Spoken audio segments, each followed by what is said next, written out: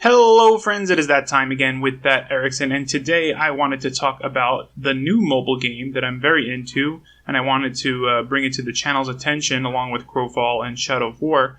Well, it's not really new, but it's new to North America. The servers opened this past week, but we are talking about Lineage 2 Revolution.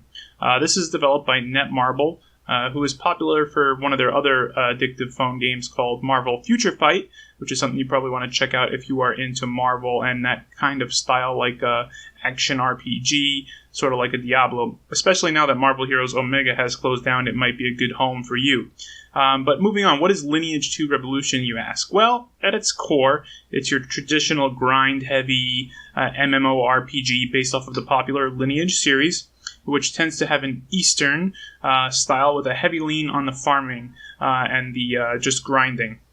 So based off of the Lineage series, which is of the same genre for the PC, this is playable on mobile devices. It's targeted on that. I'm sure you guys have seen the Conan O'Brien commercials. They're pretty funny, and they're really marketing it really strongly for the mobile device market. However, it might require a more powerful cell phone to play for extensive periods of time, as it tends to be a memory hog. It heats up your phone. It heats up a lot of different phones. I have an Asus Zenfone 3. I can play pretty comfortably for a couple hours. Then it starts to lagging up, chat lags up, and the phone can get pretty hot. That being said, there are plenty of ways to play on your PC, which is what most serious players are doing. They use emulators such as Nox or BlueStacks. There's plenty of guides on those already, so I'm not going to talk about that, but you guys can find that with a little Googling. So what is an MMORPG for the total noobs? Well, it stands for Massively Multiplayer Online Role-Playing Game. That's a mouthful. Basically, you will choose a race-class combo, and this will be your main avatar in the game. You will level this character up through extensive levels. It's 180 levels, and it was recently raised to 260 on Korean servers. Much like other MMOs, the goal is to work on bettering your character and taking on more and more extensive challenges via gear and better skills. You can do this solo, but it's not advised, as this game has a very heavy and rewarding clan system, which we'll probably cover in future videos. Or you can make some friends, form a clan of your own, and even participate in large-scale 30 versus 30 PvP. The Lineage series in the past is not for the faint of heart. It has been a heavy grind game with a lean to a lot of PvP and competition. So if that is not your style, you might want to move on right now. There are zones that have open PK or player killing, and your clan can declare a war with other clans and have open PvP with those clans in areas that normally don't allow it, which is very cool. So if this sounds like a game for you, please continue on. If not, I wouldn't blame you. So here you are. You've downloaded. You're at the character screen. What are my options? Well, you get to choose between 4 races: human, elf, dark elf, and dwarf. Unfortunately, the sex of the race is locked to that race, so unfortunately you guys that want a manly dwarf, sorry, you only get cute female dwarves. And then you can choose between 3 classes, which is warrior, mage, and rogue. And these 3 classes are broken down into 2 jobs that are specific to that race. And you can take on a quest once you hit level 31 to choose one of those 2. So each race class has their own unique 2 jobs, which really makes for 24 unique jobs in the game, which is a lot, compared to other MMOs that are out there on the market. So there's a lot of choices. So in that regard, they're like a lot of the other MMOs where they have a holy trinity. What I mean by that is a tank, DPS, or damage per second, and a healer/support style. So each race can choose classes or focus their gear to build to fulfill any of these roles. So it depends on your playstyle choice. You can still do plenty of content no matter which you choose to be solo or for group content purposes. Okay, I won't go over each of these classes in depth on this video, but perhaps in the future I'm going to do a beginner guide series that takes a look at that from a gameplay perspective with some tips and tricks for new players.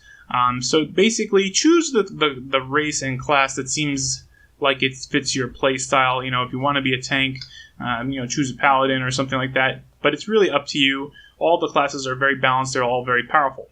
So now, We are in the game. How will you proceed? Well, there's a very self-explanatory tutorial quest that I suggest you do. Unless you've played the game before, you can skip it.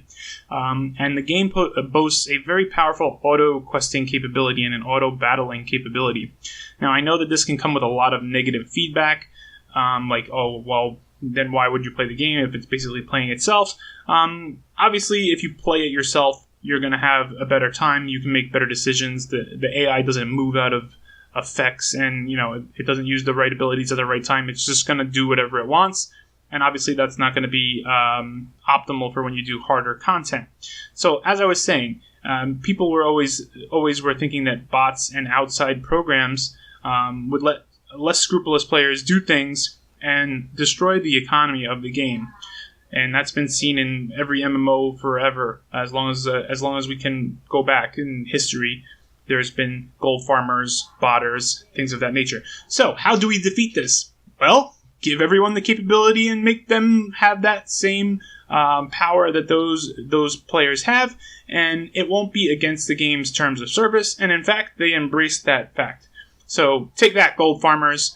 When you're using an emulator or a strong device, you can let your character auto-battle in an area, gaining experience and Adena, which is the in-game gold, as long as you would like, totally AFK.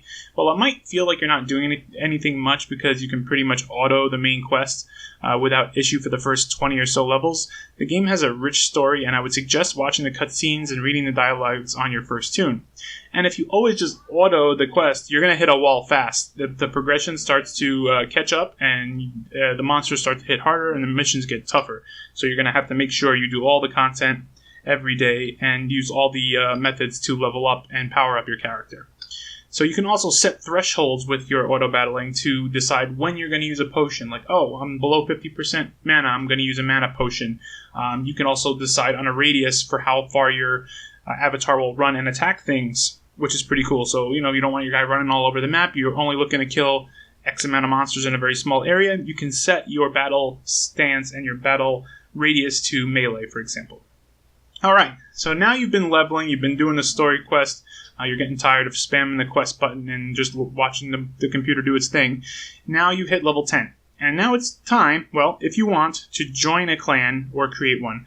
Now, clans are the guilds of Lineage, and the capacity of those clans are 30 players, and you can work together to donate and level up your clan to do harder content together, participate in PvP, dungeons, and prepare for the 30 versus 30 castle sieges that are very cool, which we have seen in some of the videos. They did it at TwitchCon and things like that. So, or you can even open your own clan hall, which starts at level 5 of your clan. So the content is extensive, and there's plenty to do every day. You have tons of dungeons, dailies, weekly quests, clan quests, gathering quests, PvP duels, battles, and so much more.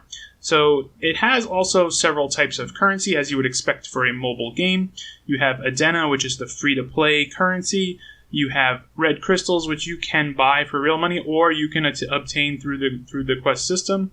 And then there's blue diamonds, which are the real money currency that you're probably familiar with if you've played any mobile games. And then there's topazes, which is also a similar currency. And there's other currencies that I won't go into, but those are the main ones. Now, the main currency being Adena is the in-game currency, and it's the most important because it's pretty much tied to every single aspect of the most important part of the game, which is increasing your character's combat power, or CP for short. This is a numerical representation of your total strength, and it lets you figure out what kind of content you're ready and suited for, and lets you compare that against other players of your class or level. So you have your typical gear slots that you find in these types of games, and they can be either normal or rare. The rare gear has like a blue background and is obviously better than normal. And then the gear itself has range of ranks from C, B, A, S, R, SR, and UR. So it's, rare, super rare, ultra rare in order of power. I'll get more into the gearing strategies in other videos. Just what you want to know is that you're looking to level the gear and get rare and higher gear ranks. In the early stages, it's best to focus on your weapon for leveling up and trying to rank up, and combine if you had two of the same level 30 items, the two weapons of the same level. That is important because attack is one of the most highest contributing factors to your combat power. I believe it's 2.5 CP per point of attack.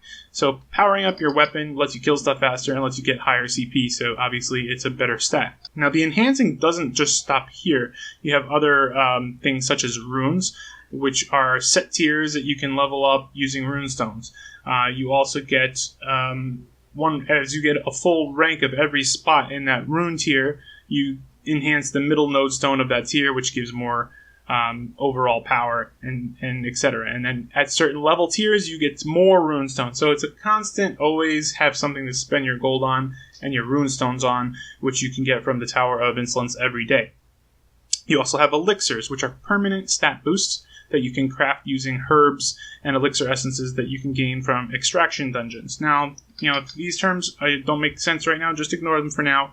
We'll cover those in later videos, and you'll probably go through tutorials in the game yourself so you can figure out what those are. But that's it, guys. This is just a super brief overview of Lineage 2 Revolution. I just wanted to give that overall concept of what you can expect and see if it's targeted at you. The next video I'll do is a brief guide starting with tips, tricks for new players, and what you should do to optimize your time in Lineage 2 Revolutions. Let me know in the comments below if you're excited to play the game. Have you tried it? Will you try it? And currently, myself, I'm loving the game. We have a Crusade clan on server Giron 3, and you're welcome to join and be in our Discord server, which is in the description below. We've already unlocked our clan hall. It's super awesome. You have a fireplace that you can sit around, and everyone that's near the fireplace will gain experience if you come near the fireplace. So it's really nice. We're pushing to make the top 10 rank of clans on the server. Right now I believe we're 11, and we're clan level 5. So my current plan for the channel is to release maybe one video a week on each of the 3 games that I cover on this channel. And I'm going to be coming up with a set schedule, looking at maybe Monday, Tuesday, Thursday, every time at a specific time each of those 3 days to release videos. And obviously, I always try to stream on Tuesday and Thursday at 8 p.m. Eastern Standard Time, where we usually stream Shadows of War, Lineage 2, and Crowfall once the alpha for 5.3 is open to me. But yeah, that's it, guys. As always, this has been That Erickson, and until next time, take care, friends.